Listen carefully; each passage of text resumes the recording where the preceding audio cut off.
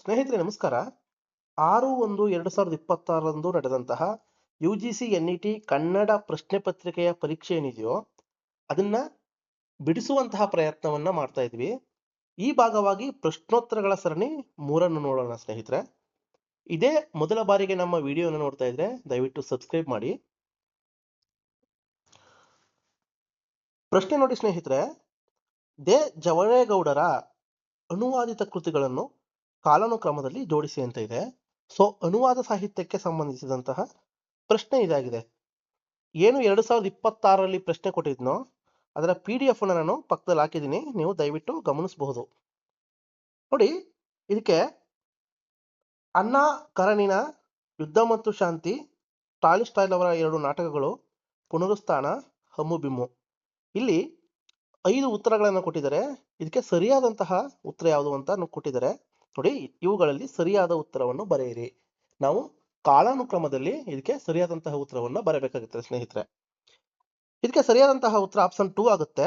ನೋಡಿ, EDCBA ಅಂದ್ರೆ ಮೊದಲು ಇವರು ಅನುವಾದ ಮಾಡಿದಂತಹ ಕೃತಿ ಯಾವುದು ಅಂದ್ರೆ ಹಮ್ಮು ಬಿಮ್ಮು, ನಂತರ ಪುನರುತ್ಥಾನ, ಟಾಲ್ಸ್ಟಾಯ್ ಅವರ 2 ನಾಟಕಗಳನ್ನು ಮಾಡ್ತಾರೆ, ಮತ್ತೆ ಯುದ್ಧ ಮತ್ತು ಶಾಂತಿ ಮಾಡ್ತಾರೆ, ಲಾಸ್ಟ್ಗೆ ಅಣ್ಣಾ ಕರಣಿನ ಅಂತಕ್ಕಂತಹ ಒಂದು ಕಾದಂಬರಿನ ಅನುವಾದ ಮಾಡ್ತಾರೆ.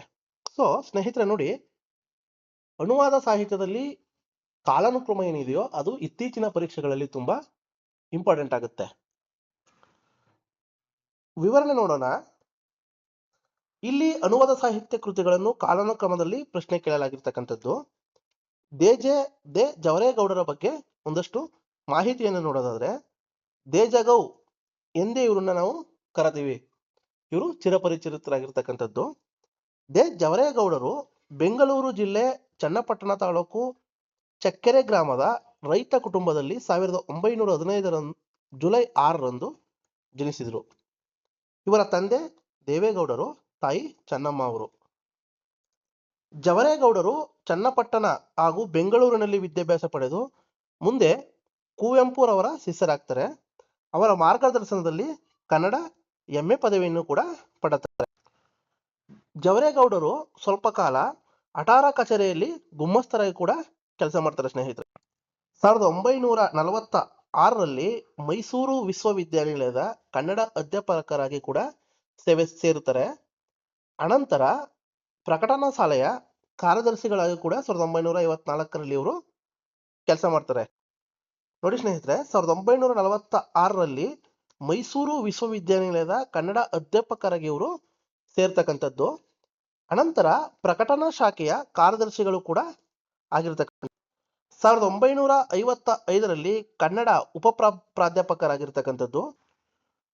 ಕುವೆಂಪುರವರು ಮೈಸೂರು ವಿಶ್ವವಿದ್ಯಾನಿಲಯಕ್ಕೆ ಉಪ ಕುಲಪತಿಗಳಾಗಿದ್ದಾಗ ಇವರನ್ನು 1957ರಲ್ಲಿ ವಿಶ್ವವಿದ್ಯಾನಿಲಯದ ಪ್ರಥಮ ಪರೀಕ್ಷೆಗಳ ನಿಯಂತ್ರಕರನ್ನಾಗಿ ನೇಮಿಸ್ತಕ್ಕಂಥದ್ದನ್ನ ನೋಡ್ಬೋದು. ನಂತರ 1960ರಲ್ಲಿ ಶಿವಮೊಗ್ಗ ಸಹ್ಯಾದ್ರಿ ಕಾಲೇಜಿನ ಪ್ರಿನ್ಸಿಪಾಲರಾಗಿ ನೇಮಿಸಲ್ಪಟ್ಟರು. ಅದೇ ವರ್ಷ ಮಾನಸ ಗಂಗೋತ್ರಿಯ ಕನ್ನಡ ಇಲಾಖೆಗೆ ಕನ್ನಡ ರೀಡರ್ ಆಗಿ ಕೂಡ ಆಯ್ಕೆಯಾಗಿರ್ತಕ್ಕಂಥದ್ದನ್ನ ನಾವು ಕಾಣ್ಬೋದಾಗಿದೆ ಸ್ನೇಹಿತರೆ. ದೇ ಜವರೇಗೌಡರು 1962ರಲ್ಲಿ ಮೈಸೂರು ವಿಶ್ವವಿದ್ಯಾನಿಲಯದ ಕನ್ನಡ ಪ್ರಾಧ್ಯಾಪಕರು, ಇಲಾಖೆಯ ಮುಖ್ಯಸ್ಥರು ಆಗಿರ್ತಕ್ಕಂಥದ್ದನ್ನು ನಾವು ನೋಡ್ಬೋದು. ಕನ್ನಡ ಸಾಹಿತ್ಯ ಚರಿತ್ರೆಗೆ ಸಂಬಂಧಿಸಿದಂತೆ ದೇ ಜವರೇಗೌಡರ ಮಾಹಿತಿ ನಮಗೆ ತುಂಬಾ ಇಂಪಾರ್ಟೆಂಟ್ ಆಗುತ್ತೆ ಸ್ನೇಹಿತರೆ. ನೋಡಿ, ತಾವು ಪ್ರಾಧ್ಯಾಪಕರಾದ ಮೇಲೆ ಅಂದ್ರೆ ಮೈಸೂರು ವಿಶ್ವವಿದ್ಯಾನಿಲಯದಲ್ಲಿ ಪ್ರಾಧ್ಯಾಪಕರಾದ ಮೇಲೆ ಅವರ ಪ್ರೀತಿಯ ವಿಷಯವಾದಂತಹ ಜಾನಪದವನ್ನು ಸ್ನಾತಕೋತ್ತರ ತರಗತಿಗಳ ಐಚ್ಛಿಕ ವಿಷಯವಾಗಿ ಸೇರಿಸ್ತಕ್ಕಂಥದ್ದು. ಮೈಸೂರು ವಿಶ್ವವಿದ್ಯಾನಿಲಯದ ಗೌರವಾನ್ವಿತ ಉಪಕುಲಪತಿಗಳಾಗಿ ಇವರು ಏನಾಗ್ತಾರೆ, ನಿವೃತ್ತರಾಗ್ತಾರೆ. ಇವರು ಜಾನಪದ ವಸ್ತು ಸಂಗ್ರಹಾಲಯ, ಮೈಸೂರು ವಿಶ್ವವಿದ್ಯಾನಿಲಯದಲ್ಲಿ ಜನಪದ ಭಾಷಾಂತರ ಡಿಪ್ಲೊಮೊ ತರಗತಿಗಳನ್ನು ಪ್ರಾರಂಭಿಸ್ತಾರೆ. ಕನ್ನಡ ಸಾಹಿತ್ಯ ಪರಿಷತ್ತಿನ ನಿಘಂಟು ಸಮಿತಿಯ ಸದಸ್ಯರು ಕೂಡ ಇವರು ಆಗಿರ್ತಾರೆ ಸ್ನೇಹಿತರೆ.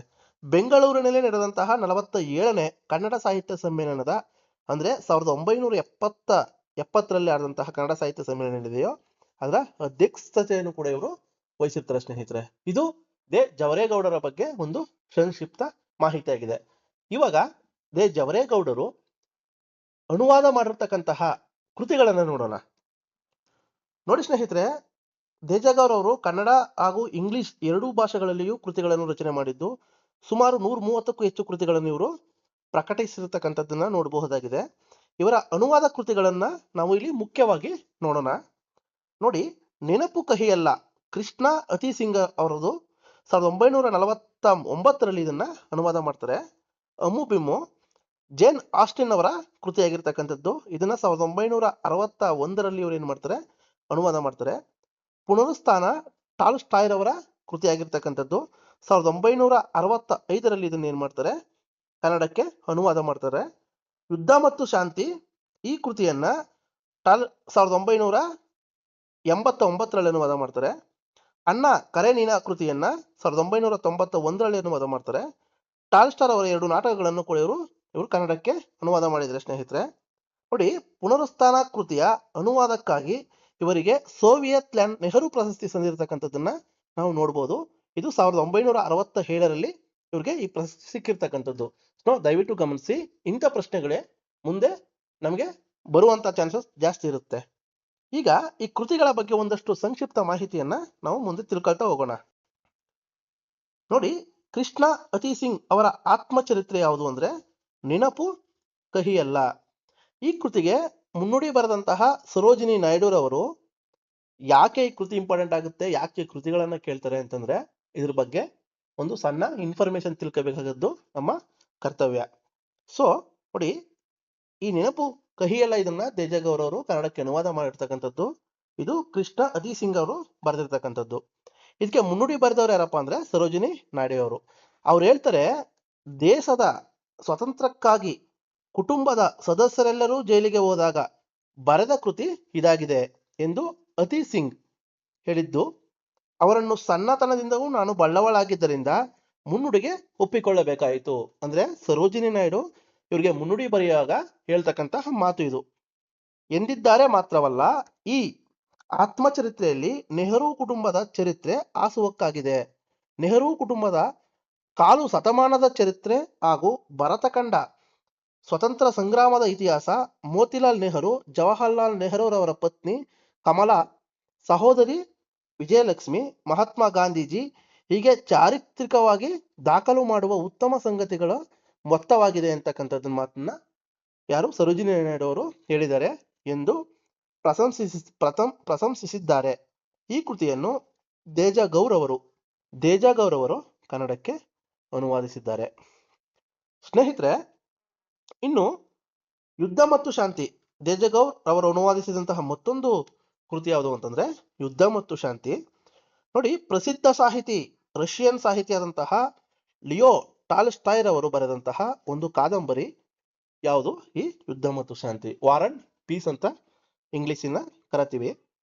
ಇದು ರಷ್ಯನ್ ಸಂದೇಶವಾಹಕ ಎಂಬ ಪತ್ರಿಕೆಯಲ್ಲಿ 1865ರಿಂದ 1869ರವರೆಗೆ ಮೊತ್ತ ಮೊದಲ ಬಾರಿಗೆ ಪ್ರಕಟವಾಯಿತು. ಸೊ ಯುದ್ಧ ಮತ್ತು ಶಾಂತಿ ಟಾಲ್ಸ್ಟಾಯ್ ಅವರ 2 ಮಹಾಕೃತಿಗಳಲ್ಲಿ ಒಂದಾಗಿದ್ದೆಂದು ಪರಿಗಣಿತವಾಗಿದೆ.